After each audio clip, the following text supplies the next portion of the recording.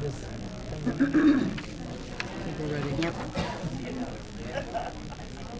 Okay. So we just to the agenda. Who's going to start speaking? Go ahead. Yep. Do you want me to? Good evening, everybody. So I'm here to welcome you all. Thank you so very much for coming to tonight's public forum.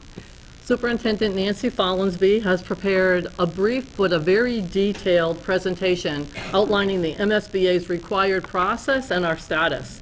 Please feel free to ask any questions at the end of our presentation. And we also have our project manager here from Colliers International, and our architect is here also from Kaylee and Bannock. So they should be able to, among all of us, should be able to answer any of your questions that you have. And again, thank you so very much for taking time out to come here tonight.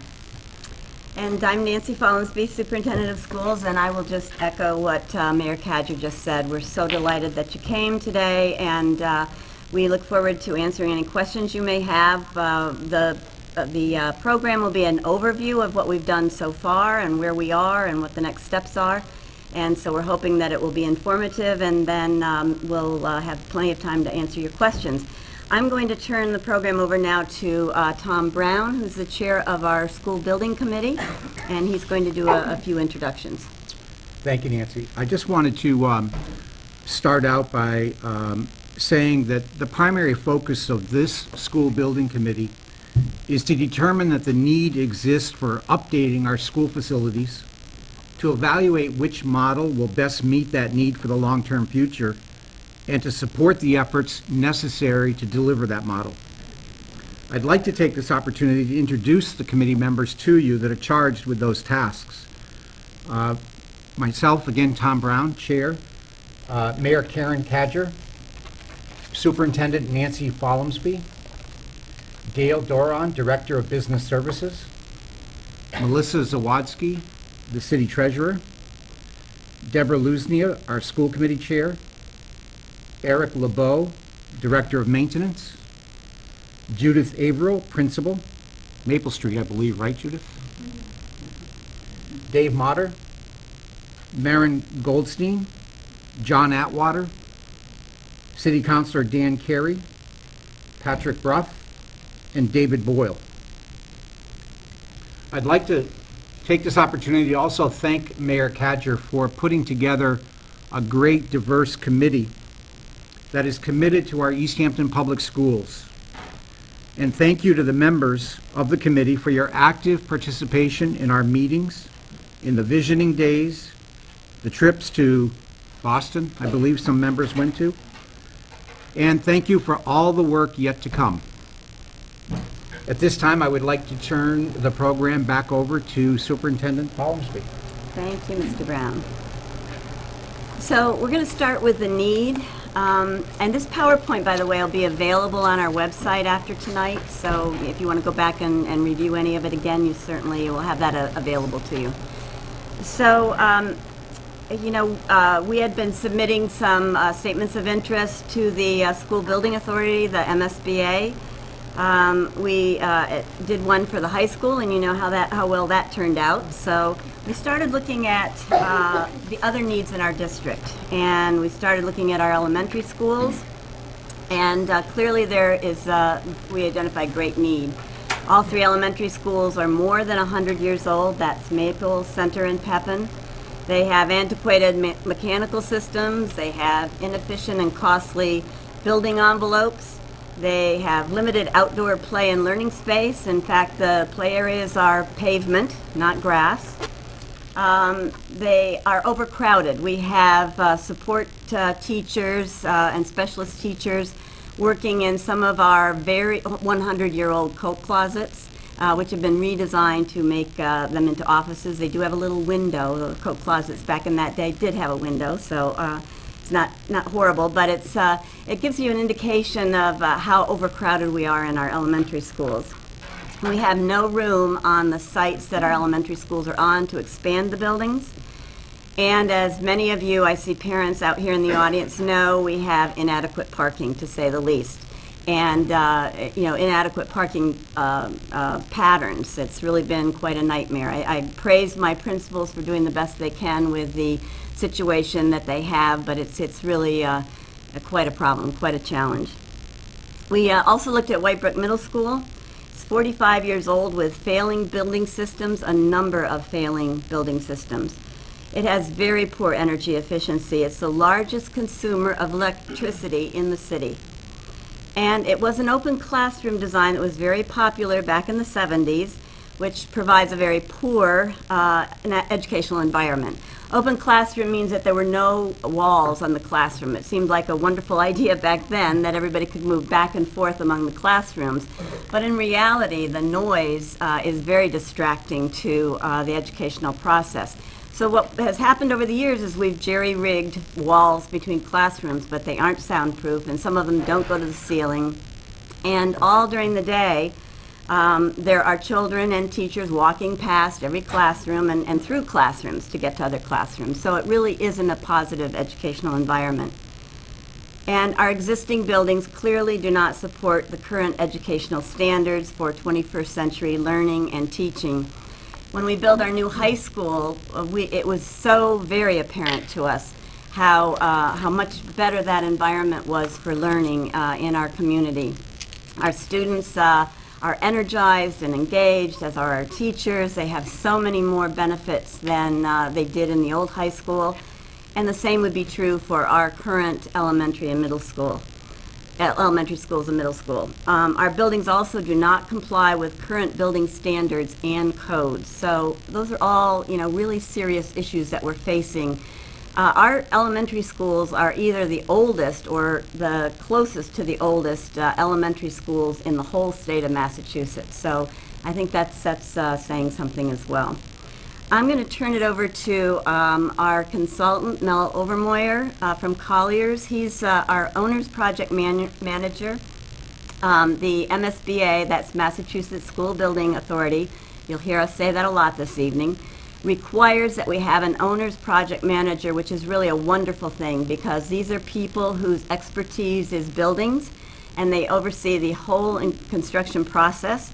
And they're there to help us every step of the way. So, Mel, I'm going to have you talk a little bit now about the grant process, pursuing that. Thank you, Superintendent Follinsby. I might say I was also the OPM on the high school as well. Exactly. Thank you as well for as saying the that. architect is the same one. Kayla and Bienick is the same firm as well. That was a successful one, so we were invited back, and I thank all of you and the committee for doing that. Just a little bit of history is interesting. Nancy mentioned about the 3 100-year-old schools. In one of the interviews that we had up at MSBA, I think it was the assistant director said, "You really have 3 elementary schools that are over 100 years old?" I mean, she hardly couldn't believe it. So it is unique. Something in some respects to be proud of, but obviously it suggests that there's significant need. With that, just to give you a little bit of history in terms of what Easthampton has done after the high school project, really statements of interest. MSBA is very selective in terms of who they invite into their grant program. It's not just anybody submits what they call a statement of interest and you get accepted. It is a competitive process, and only the neediest of buildings and districts are accepted into the program. As you can see, in 2012, 13, and 14, Easthampton submitted statements of interest, which 2 of those years, 12 and 13, was strictly for White Brook Middle School, because it was seen here at the district that actually White Brook is the most needy, even though it's the youngest of all the schools. It really, because of all the things Nancy mentioned in the previous slide, was viewed as the most needy. However, the MSBA didn't view it as being in a statewide consideration acceptable into the program. All 3 of those years. The third year, though, in 2014, Superintendent Follinsby and School Committee Chair Deb Luznia submitted for actually all 4 schools. The 3 elementary schools and White Brook. And as I said in the first thing, White Brook was denied. But Maple was accepted into the program. So honestly, for a district to be invited into the program twice in about 5 or 6 years is really pretty significant from MSBA's standpoint in history. What came along with that, though, MSBA only allows you to submit statement of interest for projects to do one building at a time. In other words, they wouldn't say, okay, you can take all 3 of your elementary schools, say, and replace them one-on-one along the way. You'd have to check one. However, choose one. However, what they do support is when a district's educational plan and long-term master plan supports consolidation, they will support one larger building that could replace those three buildings. So they actually have allowed Easthampton to say, not only will you study replacing Maple, but you also have the opportunity to consolidate not only the 3 elementary schools in this case, but the 3 elementary schools and Whitebrook into one facility, because it still will be one facility. So those 3 options were allowed by the MSBA to move forward in this process. And now you can talk a little bit about the MSBA process and schedule, which is very lengthy and very intense, but with good reason. Yeah, as you can see, this gives you the timeline. It was that statement of interest that I mentioned was submitted in 2014. It was accepted in March of 2015, so just 2 years ago now, and it's taken 2 years to get to, from that statement of interest accepting into the program to now. There's a tremendous amount of work that has to go into what's called the eligibility period. It has to do with they decide and negotiate enrollment numbers for the elementary as well as the middle school in this case. So there were several enrollment numbers that had to be agreed upon. The educational aspects of the buildings had to be evaluated in preparation for then the third, what they call module. These are modules, and if you look on the MSBA website, you'll see all these things outlined in more detail.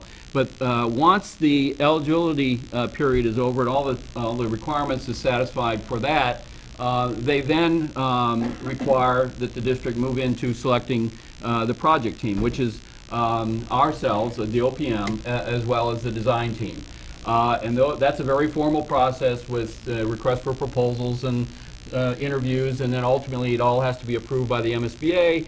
And in the case of the designer, the MSBA has their own designer selection panel that actually interviews and selects the successful firm. And Kayla Bienick was chosen in that regard. So starting in June, we really began work in earnest to begin to evaluate the issues that are on the table, specifically what they call the feasibility study. The feasibility study, actually, MSBA has a very thorough process of making sure, you might say, that every rock is turned over, to make sure that you've considered all the options. Do you have, your sites? Are there other possibilities? Can you use existing buildings? What are the options for renovations? What are the options for building new?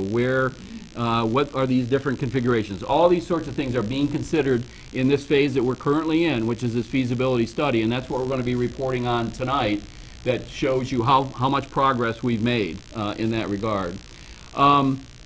Once the feasibility study is approved, then we have to go back to the MSBA board, and they have to formally approve what we call the preferred option in terms of which strategy are we going to be moving forward with. Is it really going to be a replacement of the Maple School? Is it going to be a consolidation of just the 3 elementary schools, or is it a consolidation of the K through 8, pre-K through 8, in this case, school into one building? They actually will review and approve that process, and that'll be coming up, I think, in May or June. In June, actually. Which then allows us to move into, once this preferred solution is identified, then what's called schematic design is where the design team and the rest of us on the building committee and the OPM work to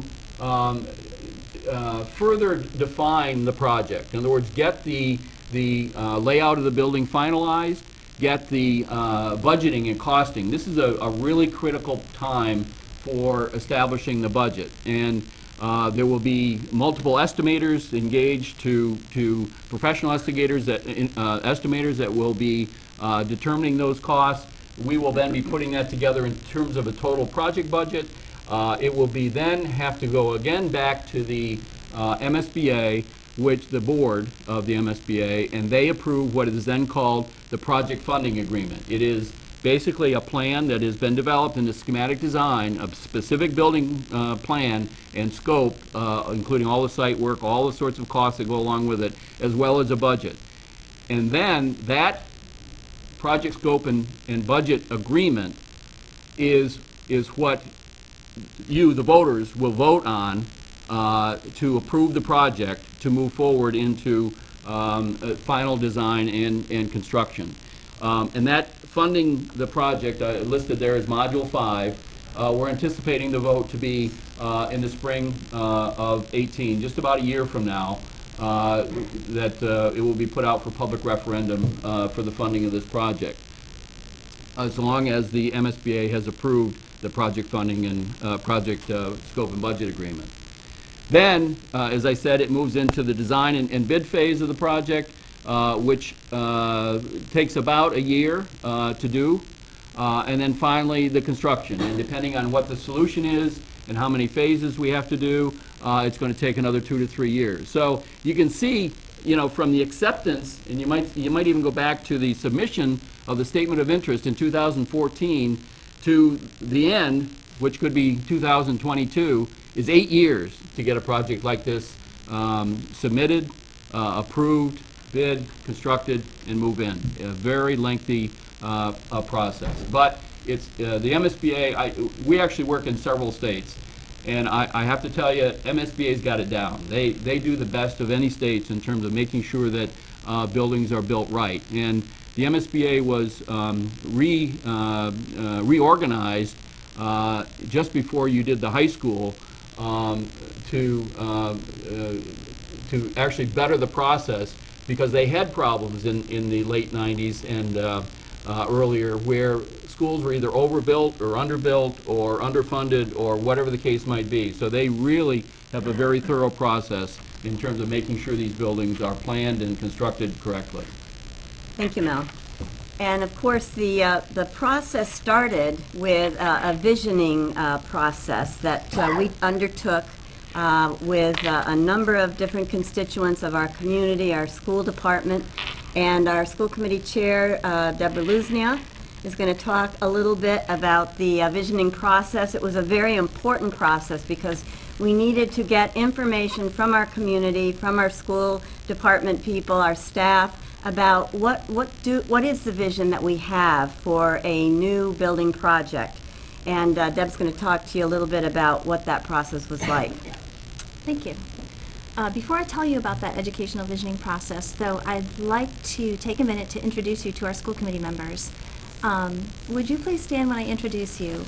Peter Gunn, Marissa Carreri, Cynthia Kwasinski could not be here tonight, but I'll move on to Sarah Hunter and Casey Corsello. And of course, Mayor Karen Cadger. And I'd just like to say the City of Easthampton is fortunate to have such capable, dedicated, and hardworking committee members on our school committee. So, that being said, moving on to our educational visioning session, I wanted to let you know that we had a series of 3 sessions. They took place in September, October, and November, right here in this meeting space. The first 2 were day-long sessions, and the last workshop was a half-a-day session.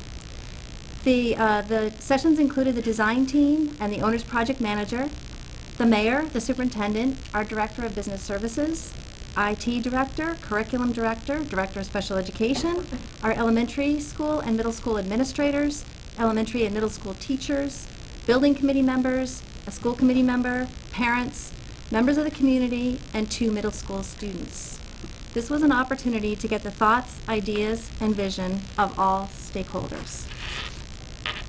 We did a lot of brainstorming in small groups, And then we would reconvene in a larger group to present our thoughts and ideas and to discuss, refine, and prioritize them. The room was filled with energy and enthusiasm for all of the work that took place. It was really exciting. And I found it interesting that for the most part, people really seemed to agree on the vision, the goals, and the priorities for our schools. This is what we accomplished. We identified our 21st century learning goals and initiatives for our elementary and middle schools. We assessed our strengths, our challenges, our opportunities, and our goals with regard to the development of academic programs and the design of a new facility. We discussed our present and future educational priorities and their effect on the design of a new building.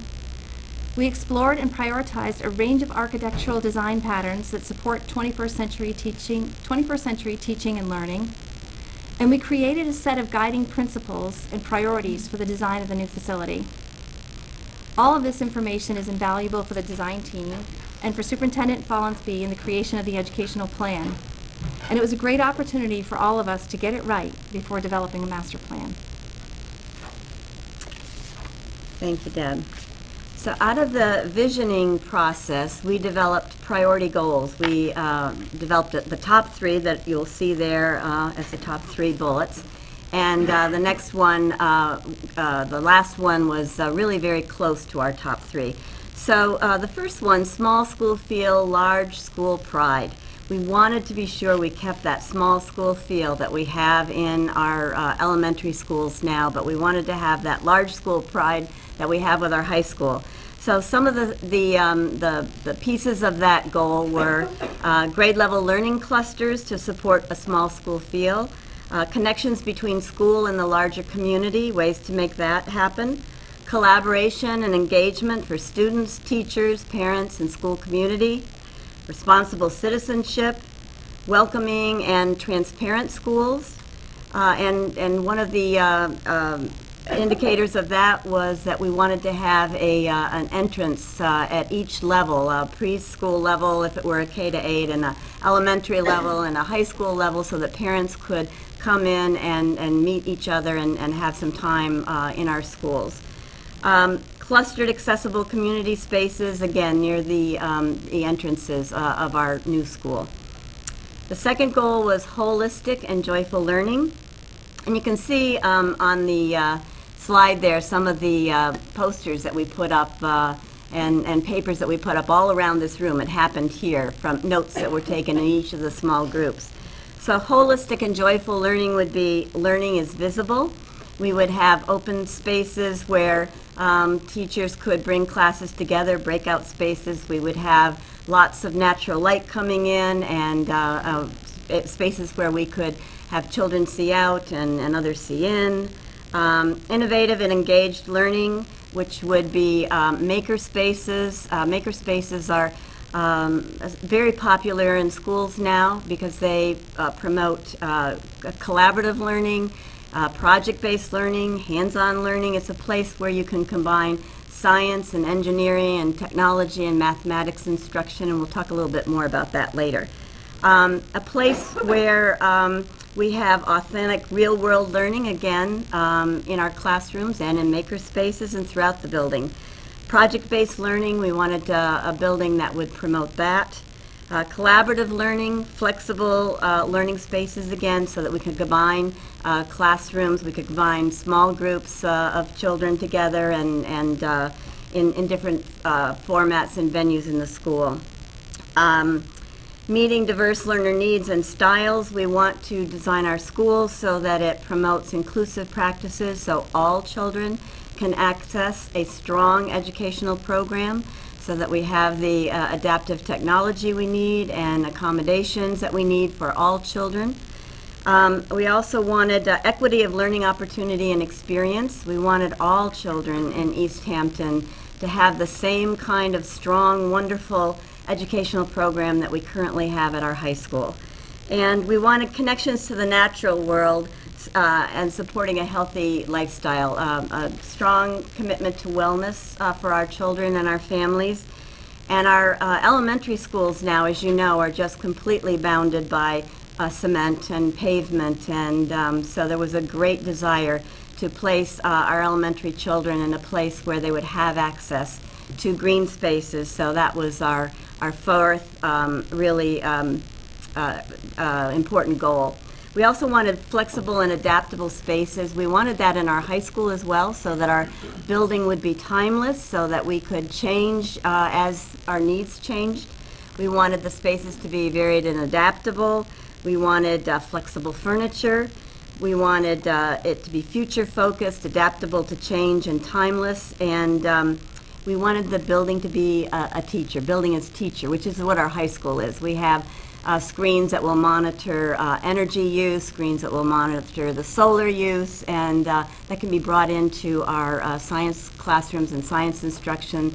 It's been very exciting at our high school, and we wanted that for our elementary schools as well. So once we had the priority goals, which came out of the visioning process, MSBA required that we do an educational program for each of the options. And the educational program describes the current program, facility needs, and proposed program and design features. So I had to do one for each of the three major options, which was either a renovation or replacement of Maple School, a consolidation of our pre-K to 4 schools, and a consolidation, the third one was a consolidation of our pre-K to 8 grades.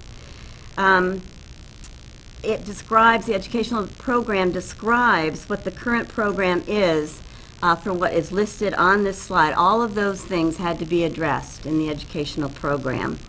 And what is proposed for the new facility. So again, it was they wanted us to report out to them what do we currently have and what is our vision for a new school. What would we want to see in our new school, and how would we address all of these considerations that you see on this slide. And again, it was very intensive. It took enormous amounts of time and interviews with lots of people and collecting data, but so worthwhile. And I will just echo what Mel said, that it was really about making sure that no rock was left unturned, and certainly I felt that way as I was doing it. And the purpose of the educational program is to inform the design response, because MSBA wants to ensure that the design of our building is based on our educational program needs, and so that's why this piece of the process was so intense and so detailed. But you know, it was good for us to go through it because it really helped us identify our needs. And once we had done that, we then began to work with Bert Gardner, who's at our table here, our designer from Kalo and Beanick, to inform a design response that met our educational objectives and needs for each of these options as determined in the visioning process. So that was it was a long process for Bert and for me, but we both felt that it was very, very worthwhile. And now, the next slide. After all of that work, we were convinced, all of us who were involved in this process, that the pre-K to 8 was the best solution for us, that it was going to be the most cost-effective and provide the best educational program for all students in Easthampton. Not just for some, but for all students. So, why did we think a pre-K to 8 facility was the right facility? It provided equitable access to 21st century education for all students, K to 8, pre-K to 8. It provided full handicap accessibility to educational program for all students. We don't have that in our elementary schools currently. And we don't have assistive technology to the degree that we should, or adaptive technology to the degree that we should. And we felt we could better meet the needs of all of our students in a new facility, in a pre-K to 8. The pre-K to grade, we designed it with a pre-K to 5 grade elementary wing. That was important to us. Our families have said to us over and over again, we want 5th grade to be an elementary grade. We do too. So in the new design, 5th grade is an elementary grade. It's in the wing with pre-K to 4. And then there's another wing, and you're going to see the designs here in a few more slides, that would be for the 6 to 8 students. It eliminates moving students from school to school. Currently, once our children leave pre-K, they have to go probably to another school. A few of them stay at Maple School. That's where our pre-K is. But the remainder have to go to Center or Pepin School. They have to leave their home school and go to another school for kindergarten. We also, during this each year, when we're making plans for the following year, have to move students from school to school to balance class sizes. We've had to move them across town. We've had to move them from Center to Pepin so that we have an even balance of classroom sizes, so we don't have some classrooms that are way too large and others that are very small. But that's a disruption to our students and to our families. We don't want to have to do that anymore. We need technology to support 21st century college and career readiness. We have realized with our high school what a boon that is to the educational process for our students. Our students are just flourishing in our new high school. We want those same opportunities for our elementary and middle school students, and we also know that if they have those opportunities in elementary and middle school, that they will be that more prepared, that better prepared to take advantage of the technology, which is far more sophisticated at the high school, but they'll be ready to take advantage of that technology when they get to the high school. We're excited about that. Green spaces for science and nature studies, physical education, and gardens. We envision a new pre-K to 8 with lots of green spaces and lots of opportunity for outdoor learning, which, we're excited about that as well. Staff can be placed more efficiently across grade levels, effectively and efficiently. Currently, we have some staff who have to travel from building to building to provide services, so in that travel, they lose time during their day, and they aren't part of that school community. They are itinerant staff members. And in a school, pre-K to 8, all of our staff members would remain in that school. Being able to be with the children and provide services would be much more effectively and efficiently done, and everybody would be happier. We wanted resources to better support students with special needs. We have great, wonderful ideas about new and better ways to support our students with special needs, and we're hampered by our current facilities. So we know that, and in fact, it was just exciting in doing these test designs to think about what we could put into place to meet the needs of all of our special education students. We want facilities that facilitate community building across all grade levels. And again, pre-K to 8, think about the wonderful advantages of that. We could build community connections and community within our school, starting in preschool and going all the way through grade 8. And the only transition for our students would be from grade 8 to grade 9. And this just echoes that again, fewer transitions for students and families. Educational resources can be shared, which would be a savings to the district. Currently, we have to replicate the resources in each of our elementary buildings, and sometimes we have to replicate the same resources in some of our upper elementary grades that we have in our middle school. If we're all in one building, those resources can be shared, which would be a cost savings for the district. And it also promotes a better collaboration among teachers. It would facilitate a strong continuum of curriculum and instruction, again, because we'd have all of our staff members in one building, easy opportunities for them to collaborate in professional learning communities, and in that collaboration, become more consistent in their instruction and curriculum, that vertical alignment and that horizontal alignment. Provides opportunities for staff to collaborate and share ideas. I've kind of talked about that already, but we're very excited about that. Currently, our staff have to get in their cars when we have professional development and drive to another building in order for our elementary staff to be together, or if our elementary and middle school staff want to be together for professional development. There's a lot of driving and a lot of lost time in order to do that. Opportunities for older students to mentor younger students. We're very excited about this. There's been some great research and some on this, and that it promotes maturity in our older students. It helps them, when they're teaching, helps them learn, and it certainly is wonderful for our younger students. We've been able to do that on occasion, rarely, High school students will come down and do something with our elementary students, same with middle school students, but we would love to have this opportunity to do this more often. Supports family and community engagement. I spoke about that a few minutes ago, pre-K to 8. Once you entered our school, you know, you would be one of our family and community members from pre-K to grade 8. And I just think that that's going to build a stronger school and a stronger community. Very excited about that. Improved parking and access. I'm sure those of you who are in our schools certainly applaud that. There would be adequate parking and safe and adequate access routes to the schools and away from the schools, which would promote safety. But in addition, a 21st century school is a much safer school than our 100-year-old or our 40-year-old middle schools. We have put in a number of safety features that we are very proud of.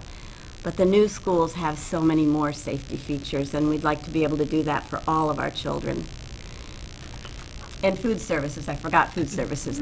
Currently, the food for the elementary schools is made, cooked, prepared at the middle school, and then it's transported in hot boxes to the elementary schools, and it's just not of the same quality. I think our food service company does a great job with the limitations that they have, but it's not the same quality.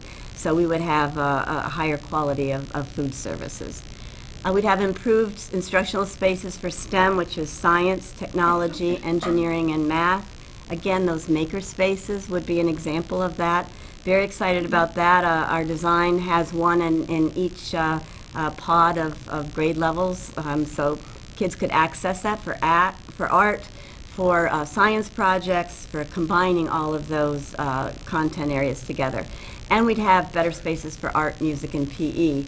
Currently, 2 of our elementary schools have no gymnasium, so to speak. Well, they don't. And our music and art rooms are substandard.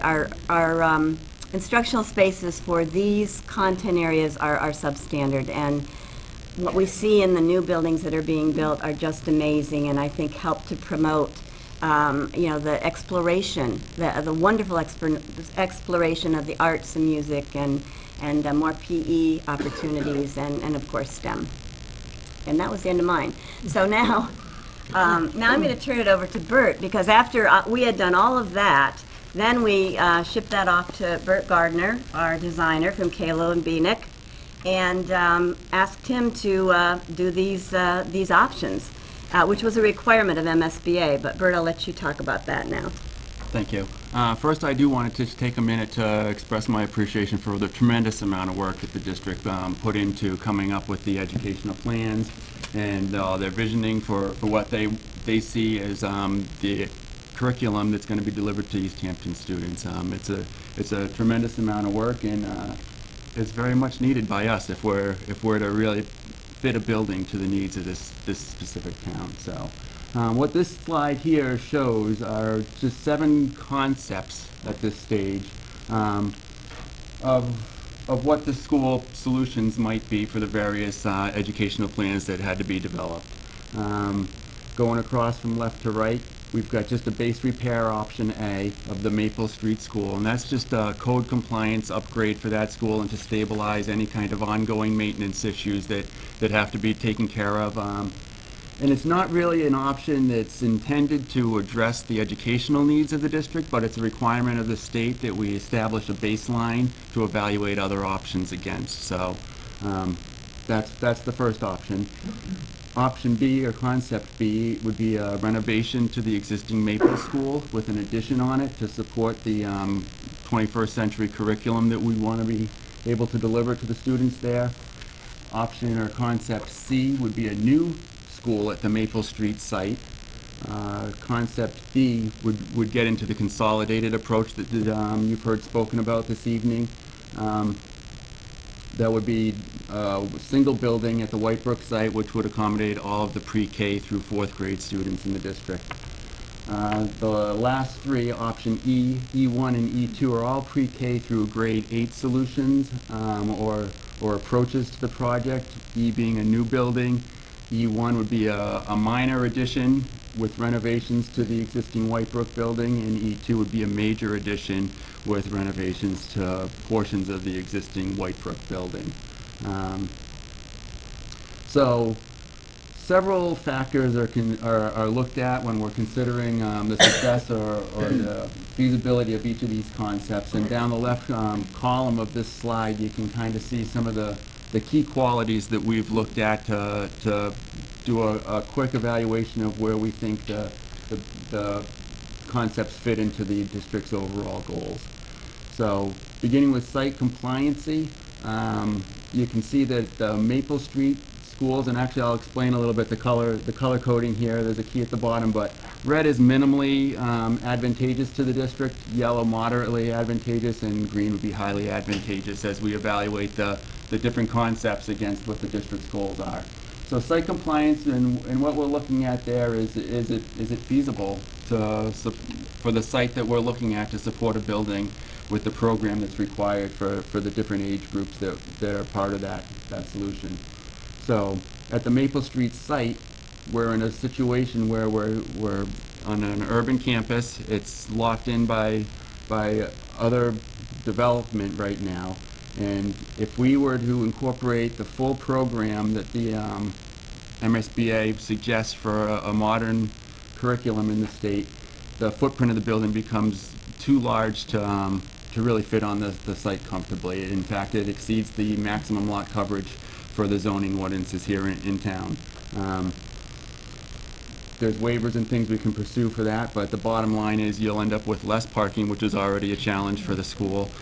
Circulation is already challenged at the school, and there'd be less outdoor play space for the kids at recess. So we didn't see any of those three, A, B, or C concepts as being advantageous to the district to pursue.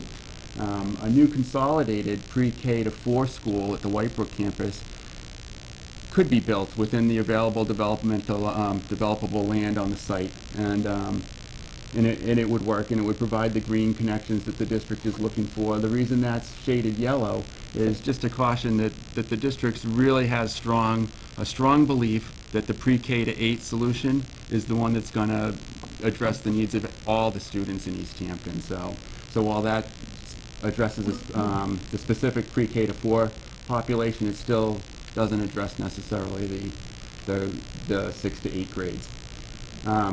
Options E, E1, and E2 would accommodate that, and there's plenty of land. I know that there's a lot of familiarity with the Whitebrook site. It's a beautiful site for a school, actually, set back from the road and the views.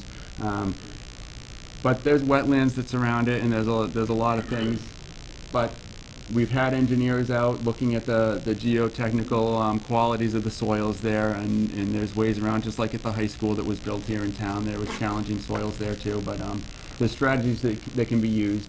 And there's plenty of developable land within the wetland buffers to accommodate a pre-K to 8 solution. Would you like me to show that slide now? We'll come back to it. Okay. That's okay. I'm getting excited. The next thing we looked at was the need for temporary classrooms. Construction projects are disruptive. So again, anything that's specific to the Maple Street School would mean a construction project on that site. Those kids would have to be displaced during the construction period. So that would just, it would add an expense to the project, and we'd have to find space to accommodate the classrooms within the district. Consolidated pre-K to 4 at Whitebrook would not require any temporary classrooms. That building could be constructed while the kids remained at the Maple Street School, Pepin School, and Center Schools. And then when it was completed, they'd all move over. Again, the pre-K to grade 8 does not require temporary classroom space either, and that's got to do with how we phase it. Even if we do a renovation of the existing school, and we can phase it so that space can be built prior to that, and then the kids can move, the middle school kids can move into their classrooms before we start addressing the renovations or the demolition for elementary school space. And I'll show you how that's organized in the next slide as well. But with phasing, we can certainly accommodate the construction needs without the need to create temporary classroom space within the district. Barrier-free access, the special needs and the integration here in the district. The superintendent mentioned how important that is. And actually, the integration model here is fantastic from what I've seen in their educational plans and through the visioning sessions. Any solution that we do, including the code compliance upgrade, would make a barrier-free school.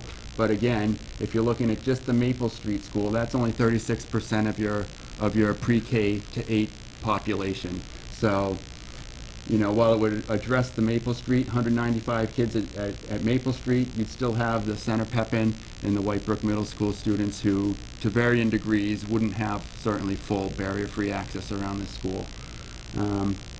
21st century classrooms. There's two rows here for this. I've broken it out into technology and into environment. And just to give you a background on my thinking there, is the technology is the obvious stuff. It's the school wired. Is it plugged into the World Wide Web, and do they have all the resources they need in the classrooms, integrated, interactive display boards, and all the things that come with a great 21st century classroom. The environment is a little bit different. That's your thermal comfort, acoustical isolation, daylight, natural views to the outside world. Those are all kind of the environmental 21st century classroom things that we're trying to achieve. So in a code compliance upgrade, really we're not gaining anything from those perspectives to the Maple Street School. We would certainly make every effort to bring technology into a renovation of the Maple Street School, and in addition, both in the environment as well with the windows. The school's actually got very nice natural light through the windows it has, and anything we did as an addition would also do that. But again, we're only looking at 36% of your pre-K to 8 population. If we do the consolidated pre-K to 4th grade option, you're up to 55% of your pre-K to 8 that would have that. Whitebrook, with its open concept plan, also has, several interior spaces in the building that don't benefit from daylighting and natural views to outside. So again, that would get us to 55%. We could drastically improve the conditions for your elementary pre-K to 4 students, but it would leave out the 6 to 8. Which is where we get to the pre-K to 8, E1 and E2. In a new building, obviously, we'd have total control over that, so 100% of students could have complete 21st century classrooms. E1, which is a minor addition and renovation to the Whitebrook School, the idea there is the addition would be smaller, but we'd maximize the amount of the current Whitebrook building as a renovation. We could achieve the acoustical isolation and all those things. But the footprint is so large for that building, and there's so many internal spaces that several classrooms would lose access to daylighting in the outside world, except through things like skylights and things like that. But so that's we targeted about 80% of the classrooms that would benefit from fully 21st century environments, and then with a major addition and less space developed in Whitebrook or repurposed in the Whitebrook building, we're up to about 90%. Equity of resources. You heard the superintendent talk about how they're kind of spread out across all the buildings right now, and not every building has the same program spaces available. They don't have the same resources. The district needs to duplicate things. Time is lost from either students traveling between buildings or teachers traveling between buildings. Obviously the Maple Street options don't change the equity of resources across the district. Consolidated, again, brings you up to about, for the pre-K to 4, certainly have equity in resources, and with the middle school on the same site, it reduces things. So that gets better, but it's still not a perfect solution.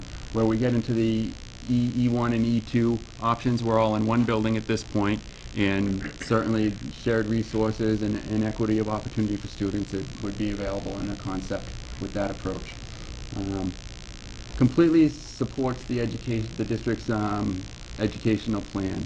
Again, it comes down to through a lot of hard work and discussions with the leadership here in the city, with the building committee.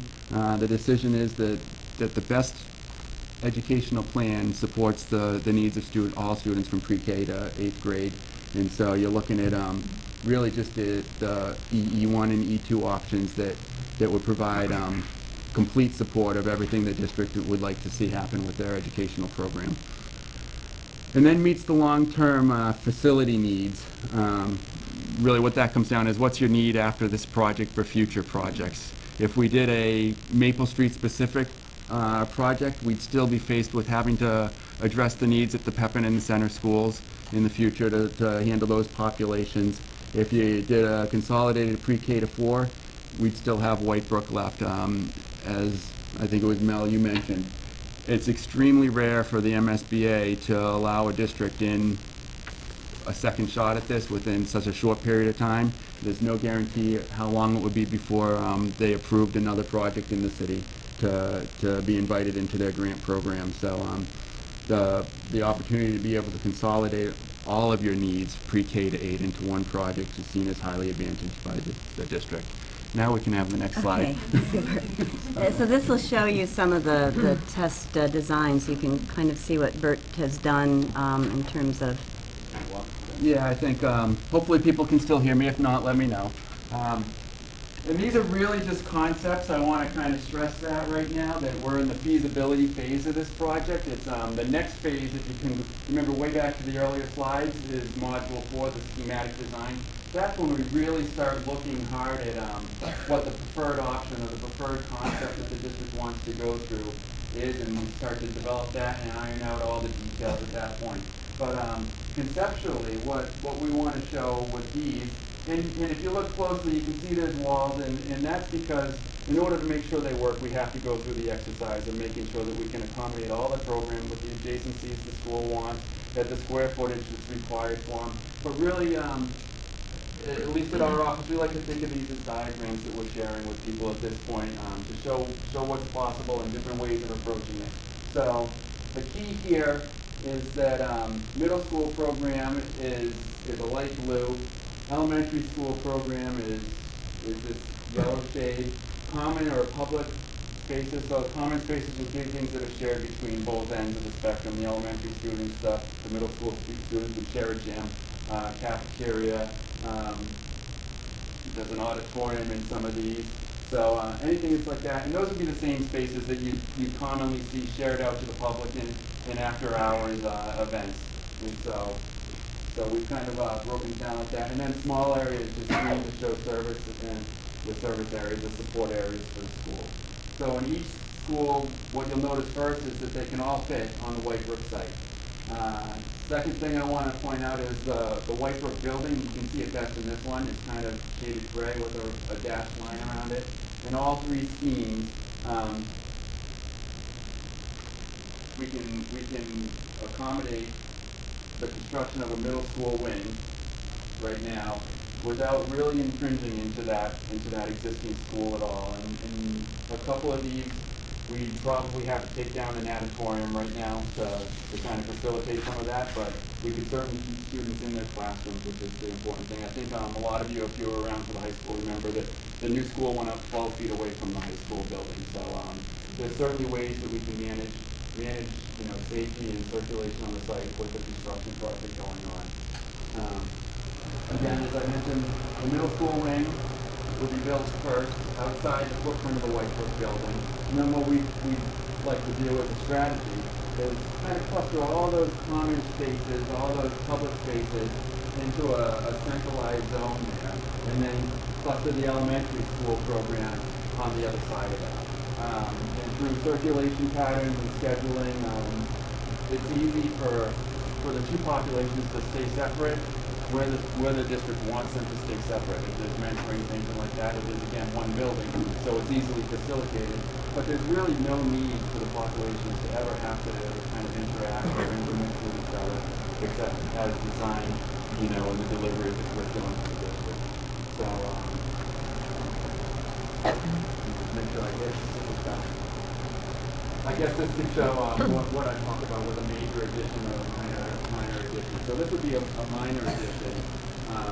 This would be the middle school, and then we really try to repurpose a lot of the current middle school footprint for elementary classrooms, where this similar approach for a middle school wing, but then we really take down most of the White Brook building to create a new elementary school wing on that side, salvaging the spaces such as the gymnasium, the existing auditorium, which is a feature that MSBA does not support typically at the middle school level, but we've got one.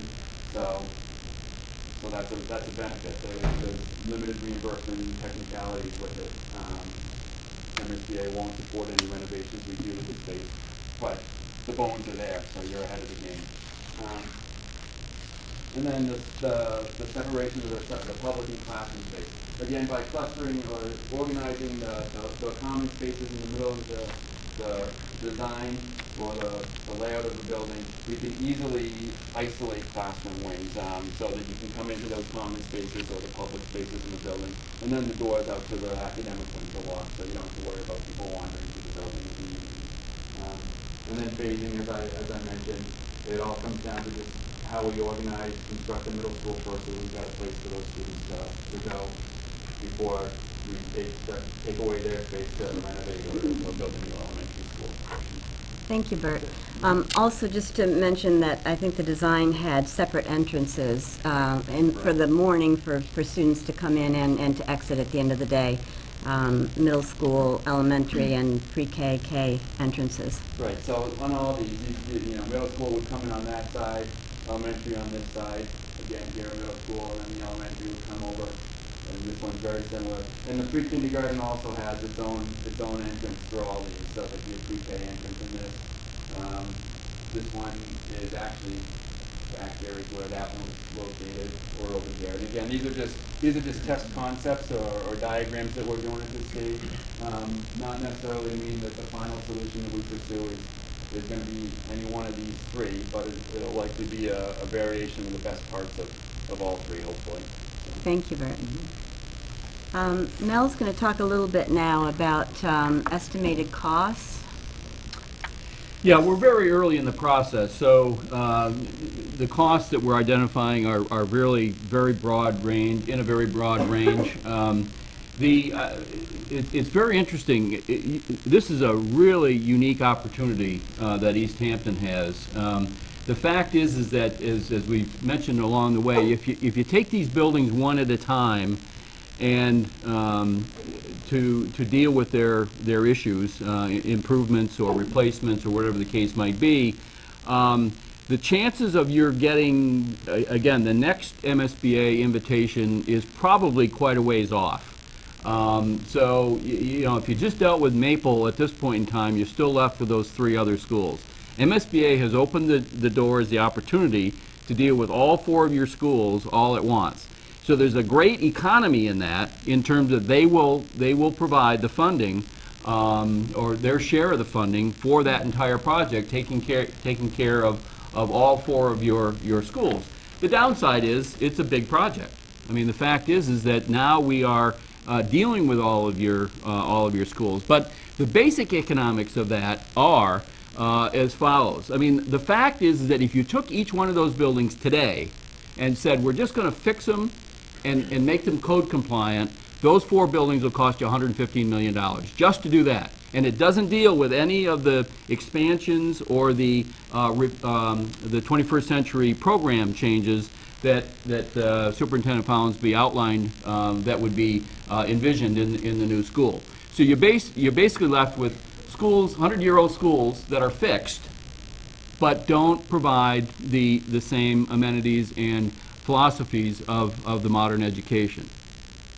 On the other hand, and by the way, MSBA will not participate in that exercise. They will not, allow, or they will not subsidize just repair and fixing of code compliance. If they support a project, they want it to be consistent with the educational programs that are laid out by the district. So that full $115 million, even, and this is in today's costs, if you were to take each of those buildings separately, that would be borne entirely by the district, by the city of Easthampton.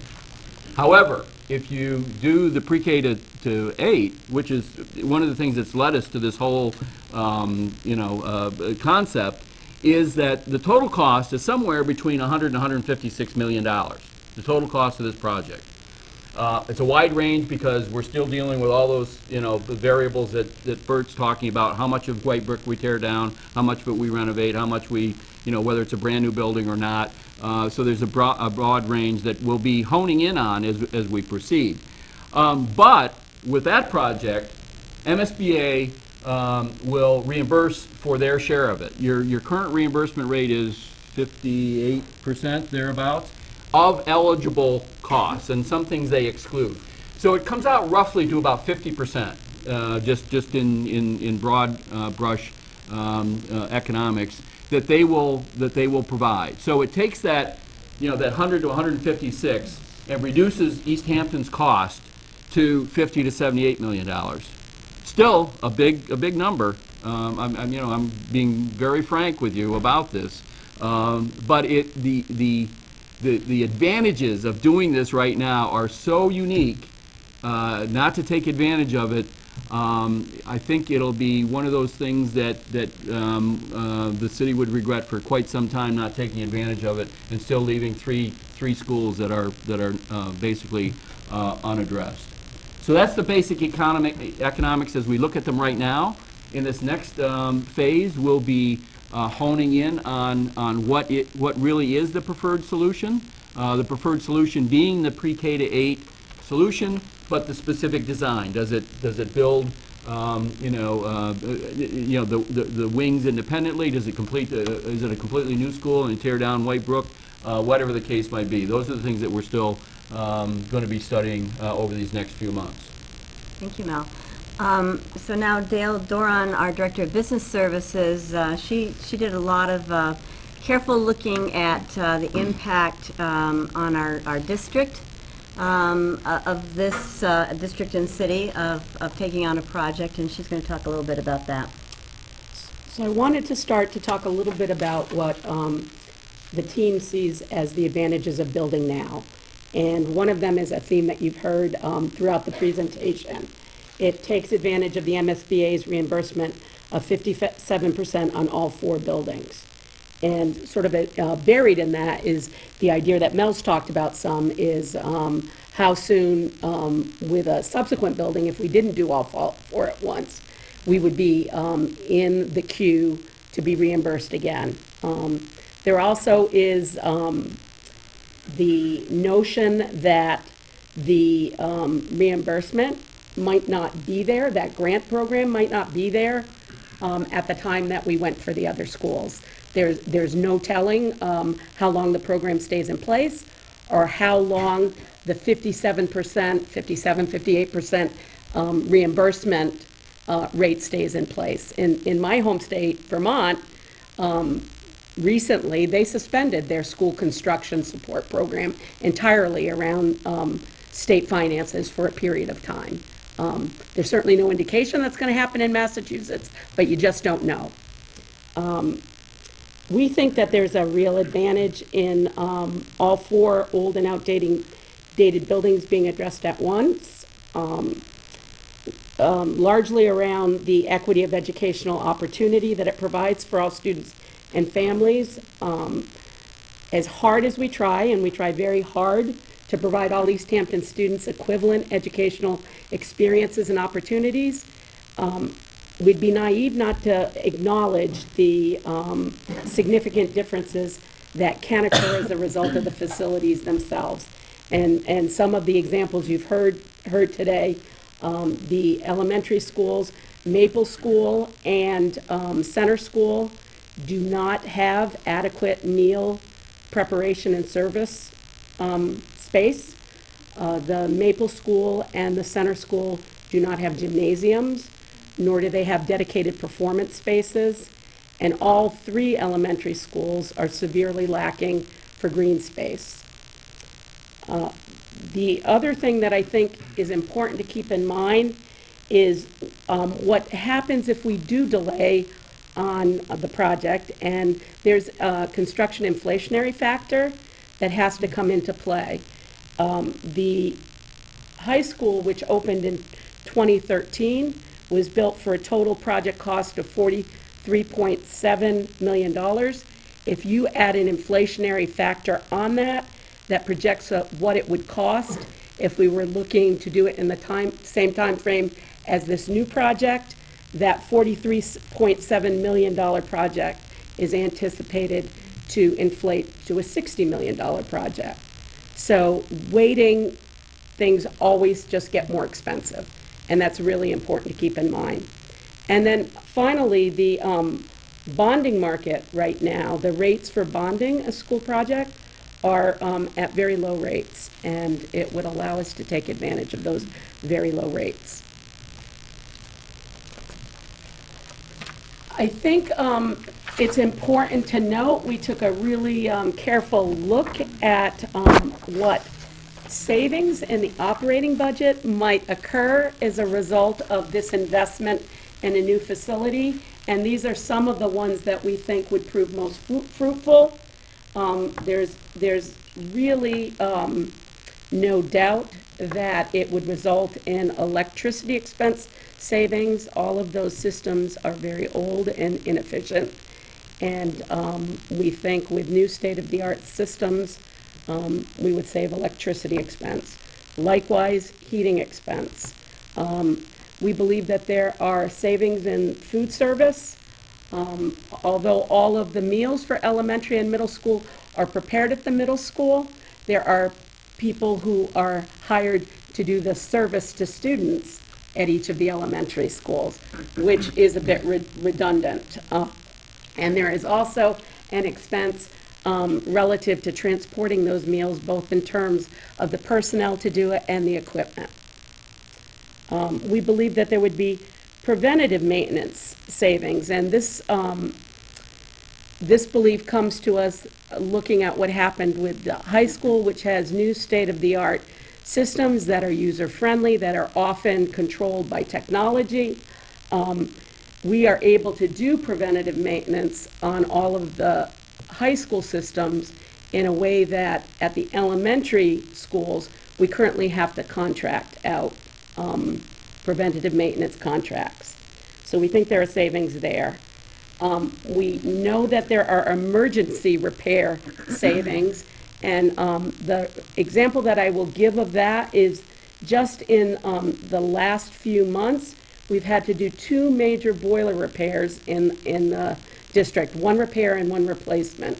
We had to do a major repair at the center school, and we had to replace a boiler at the Whitebrook School because those systems have been serving the students of Easthampton for a long time well, but they're old and they're subject to failing at any time. We believe that there would be some savings in equipment redundancy.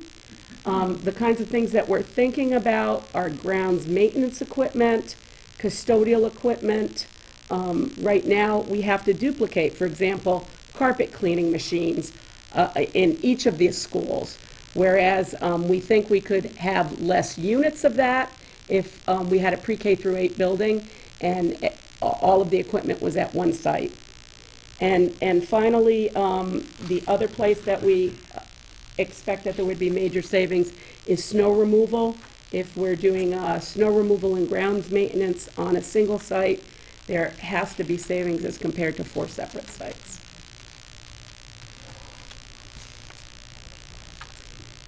And lastly, other than operating budget expenses, we anticipate that there are other important financial and other benefits to the Easthampton community in a pre-K through 8 solution. The non-monetary one first, we believe it will promote really strong community building by keeping our children and families in our schools. Currently, a number of our families elect to access either the Massachusetts School Choice program or charter schools for their children. That is a trend that has really reversed at the high school level since the opening of the new high school, and we have every reason to believe that with a new pre-K through 8, we would both retain more of our students who are currently electing either choice or charter out, and/or have them return to our school, as has happened at the high school. And under the middle bullet there, you'll see the estimated cost to the city for the choice and charter school students out in this current year. And it's significant. And it has decreased since the high school, so it was even more than that previously. That money isn't being paid for those purposes and remaining in the city coffers for other purposes.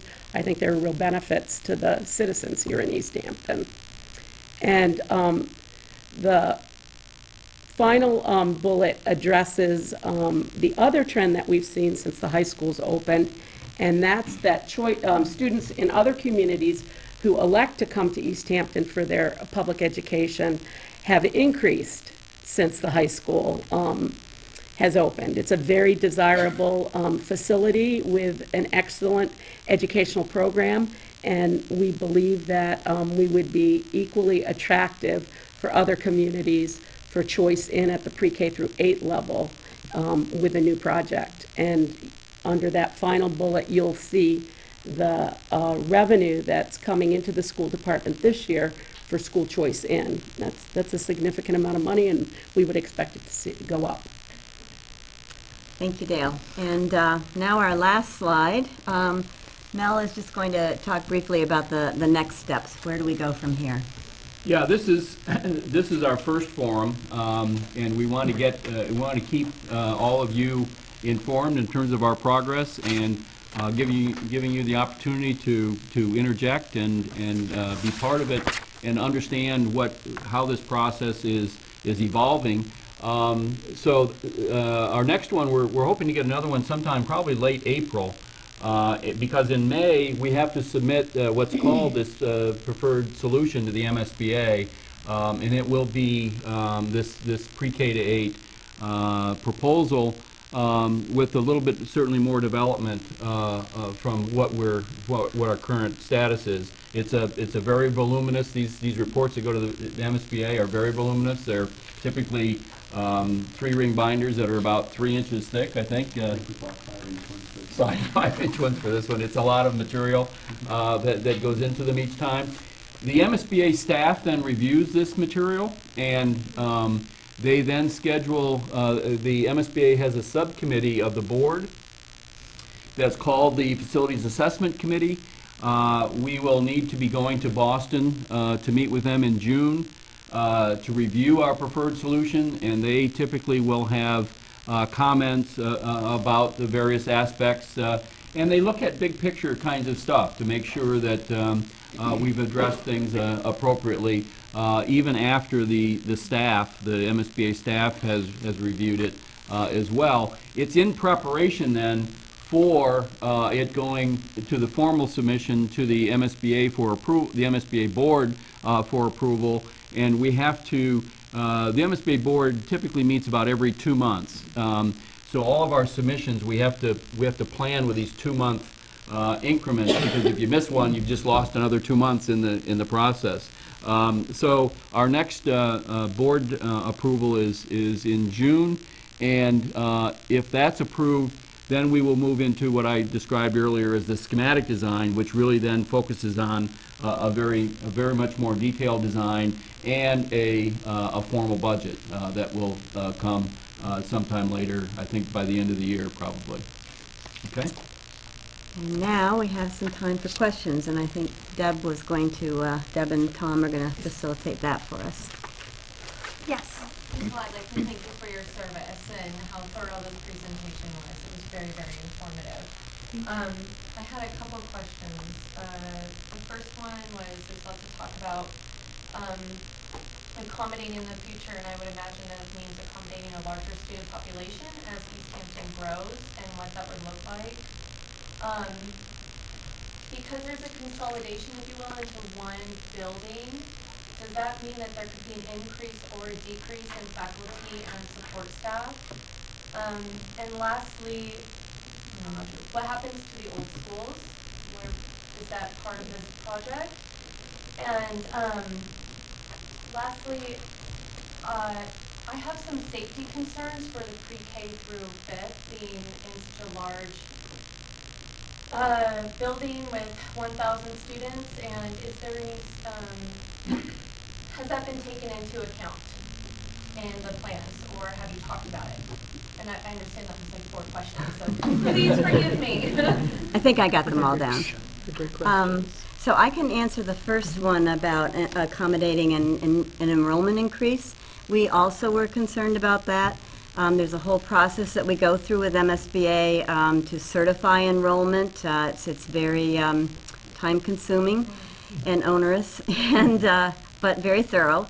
And when they gave us the enrollment numbers, we did a lot of calculations. Dale Doran did a lot of calculations for us in terms of, what are our current numbers. We looked at census statistics, and in our visioning session as well, we believed that the enrollment number that they had given us was not large enough to take us into the future.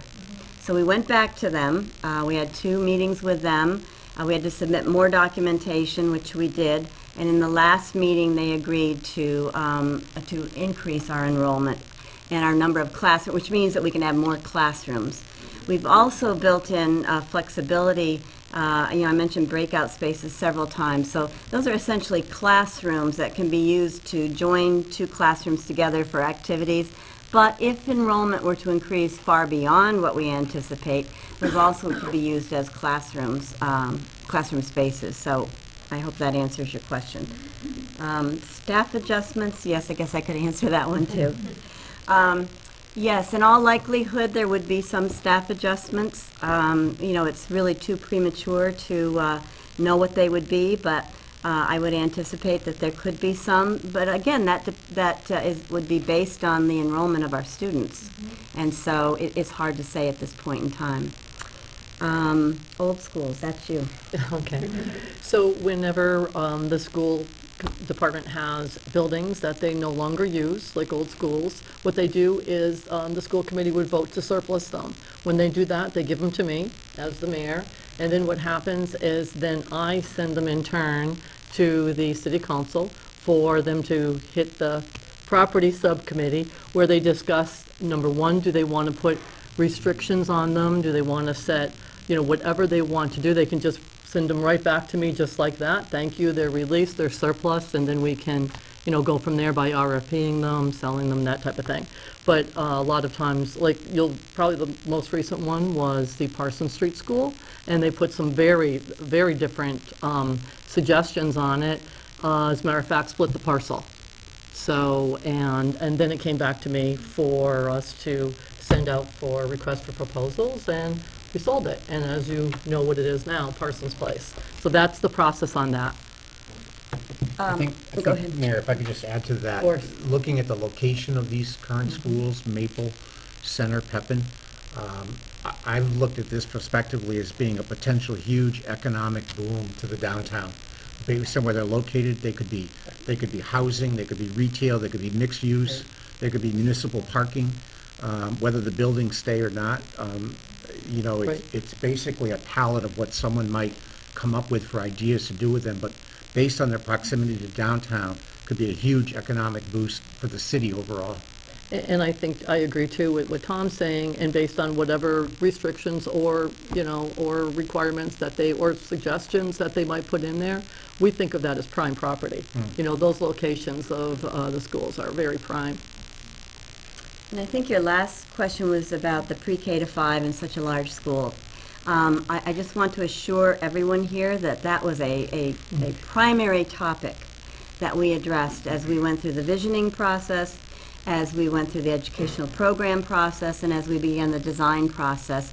We were really clear as a district that we wanted to, ensure that there was a separation between our elementary schools and our middle schools, because we knew that that was a concern for some parents.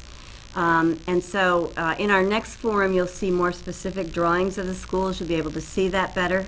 In essence, it's 2 schools, one on each side of the building. I'm going to talk about the new building, with these central areas where there's a gymnasium. Actually, the plan has 2 gymnasiums, so again, with entrances from the elementary side, entrances from the the middle school side. Same for cafeteria. There's a cafeteria that's divided in half. Entrance from the elementary side, entrance from the middle school side. So in essence, the elementary students and the middle school students might never see each other. But we're hoping that's not the case. We're looking for good ways to integrate them, but it's designed that way. And then what I really like about the model also is that we designed it with a pre-K kindergarten area with its own separate entrance, its own separate welcome desk, its own separate administrator, welcome area for parents, an enclosed play area. So, that a really nice early childhood center. So we're excited about that too. I don't know if anyone else wanted to say anything, but I was just going to add on, it was really important to cluster the grades in a way that you could create smaller learning communities. So as we did for pre-KK, then the early elementary grades, the plan is to cluster them together, and then the upper elementary grades to cluster them together, so that there is a small school feel within the bigger school, because I think you're absolutely right that elementary, middle school of 1,000 students, you need to create a scale where it's smaller learning communities, and we talked about that a lot. we really want to replicate that small school feel that we currently have in Easthampton. That's important to all of us. I think that was very loud and clear in the visioning process. That was repeated over and over again. Other questions? Yeah, mine's just more of a comment. My name is Alexandra. My husband and I have 2 children in town that will eventually make their way to the school system. And conceptually, I was really in support of this project before hearing all the details, and now it's more so. It seems like a no-brainer, but in the climate that we're in, I don't think the vote's going to be a no-brainer. So it's just an appeal to you all to embrace all of your allies and put us to work and do it early, so that we can make it a no-brainer by the time the vote comes. Thank you. Much appreciated. And excuse me, just one second. As we go forward, I'm going to ask if people who are asking questions would come to the podium and speak in the microphone, just to be sure it's being adequately recorded on our cable access station.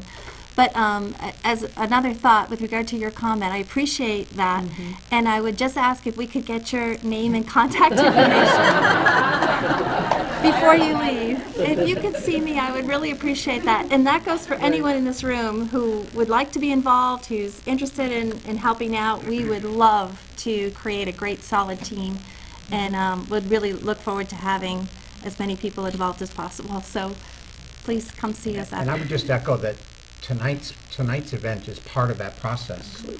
Educate, I think Mel said it in several of our meetings, we've all said it, this is about total transparency. We're just going to lay it out there for everybody to see all the facts, that hopefully they can make the right decision, the positive decision, the best decision for our students going forward. Yeah, Yes. can you come up to the microphone? Yeah. And I'll explain a little bit. The microphones that you see are only for the local access. They don't microphone it to the audience. So if you don't come up there, So they then can hear when you on they, television. right, when people view it, they won't know, they won't be able to hear what you said. And if you Hello. could tell us who you are, that'd be great. Hi, I'm Chris Capucci. I'm an Easthampton resident parent, the girl who's going to be 2, and I, for work over the last year, spent a lot of time learning about different school districts all across Western Mass, and one of the things that I was always dumbfounded by was why anybody choiced out of Easthampton public schools. And then in talking to other parents, I'm glad that you brought up the bit about the school choice and the charter expenses.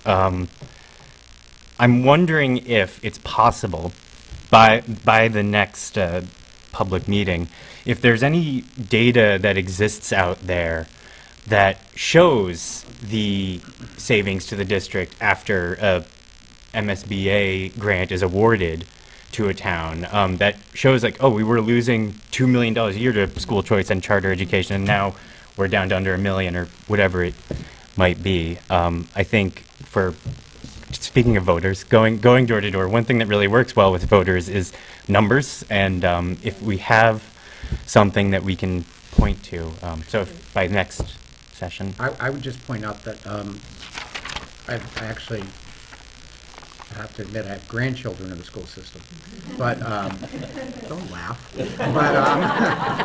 But the unfortunate part is that a lot of folks. Well, first of all, let me back up.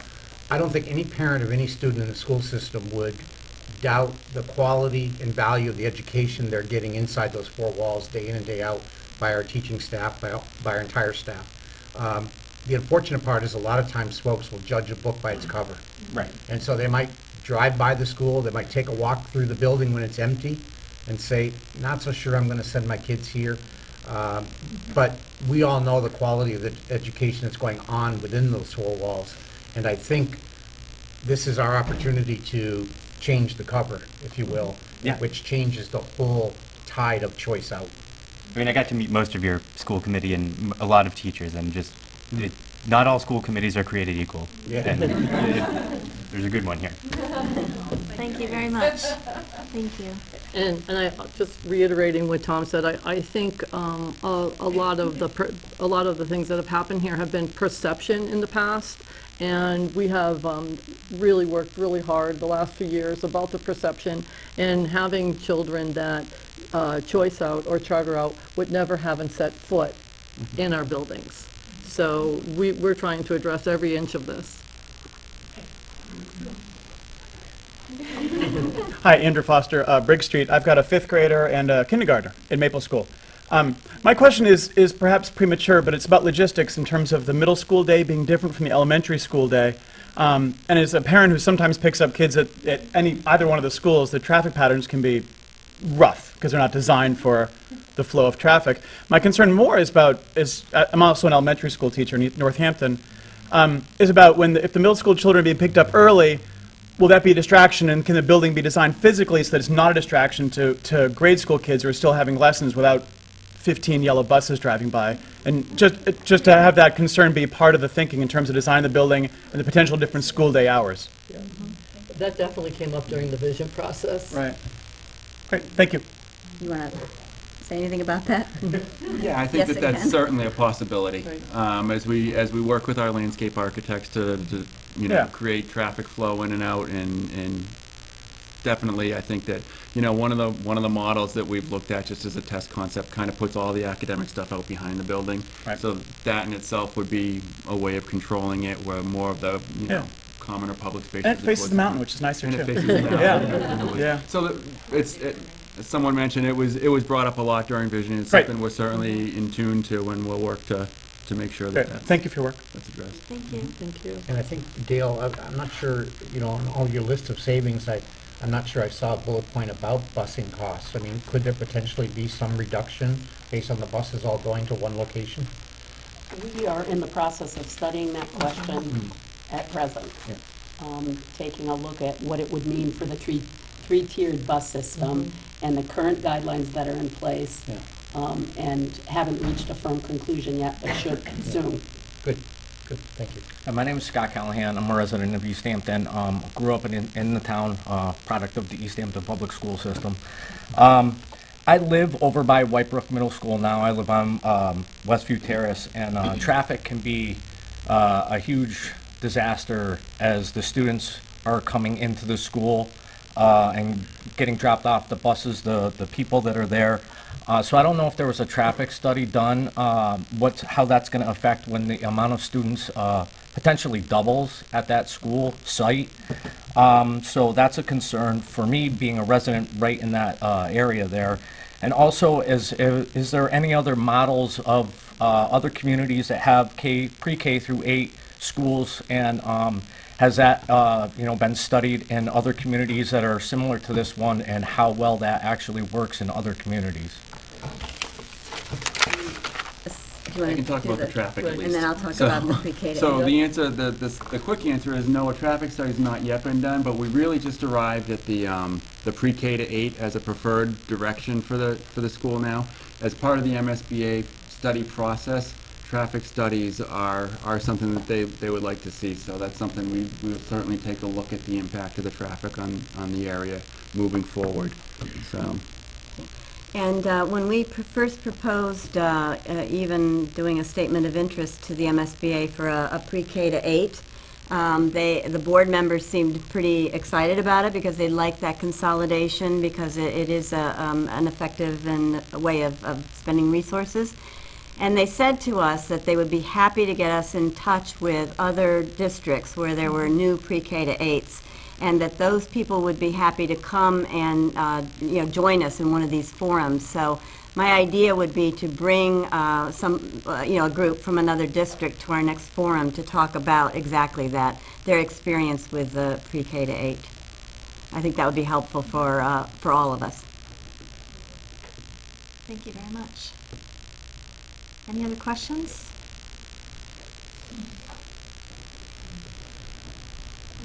Hi, I'm Kelly Melanson. I'm an elementary school parent, and I'll have a second child coming into the district as well. And while we were talking about busing, I was thinking that it probably would be, because of having the one location, that it would be a scheduling improvement. But I just want to bring up the point that I know a lot of families are walkers, and so there might be an increase in busers as well as local daycares that have after-school programs that walk their children to both locations. So I just was wondering if that had been considered. Want to address that, Dale? I mean, I think We're absolutely right in the process of looking at that. Okay. It was we've been looking at it for a while, and the deeper that we delved into it, the more aspects of it that need to be studied well. Okay. So, I just wanted to mention it. yeah. Thank you. We are somewhat limited in terms of options for land for a new school building. So I think it's fair for me to say at this point that really that Whitebrook location looks like it's our only option for the space that we need for a new facility. So that's just one of the things we have to deal with.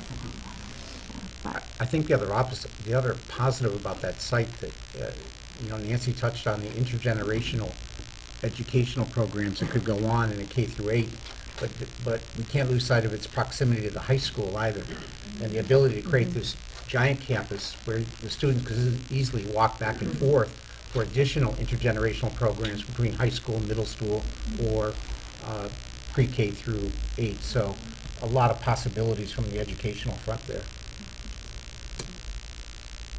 Any other questions? Wow, we answered them all. Thank you so much. thank you for coming. Oh, Marion? wait a minute. You have some fans, Marion. I just thought I'd add one last thing too, just based off the comment earlier about that we are going to have to go through this process. I am also a member on the board, and we are going to have to go through this process of bringing this to the voters. And so each and one of you right now is really an ambassador of our committee bringing this back to the community. So as much as you can now, take the information that you learned tonight and start talking it with your friends, start spreading all the information that you've been given here, and hopefully you've really liked this information and can see all the advantages. So please spread it wide throughout the community, and this kind of getting ready for the vote in 2018 starts tonight. So please start talking to your neighbors about this. Thank you. And if you're interested in helping out, come see us. Yeah. Thanks again. Good meeting. So, Did they shut the microphones off? probably not. Always.